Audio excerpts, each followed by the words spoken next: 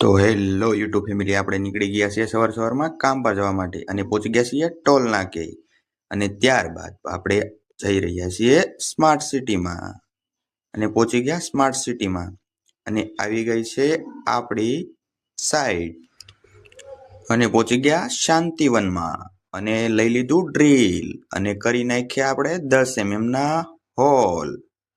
અને કેમ કે આપણે કરવાનું હતું રિપેરિંગ અને કરી નાખ્યા હોલ અને કરી નાખ્યું ફૂંકણી વડે હોલમાંથી ધૂળ કાઢી નાખી. ને કેમ કે આપણે કરવાનું હતું રિપેરિંગ, તો આ નાખી દીધા સળિયા અને થઈ ગયું રિપેરિંગ.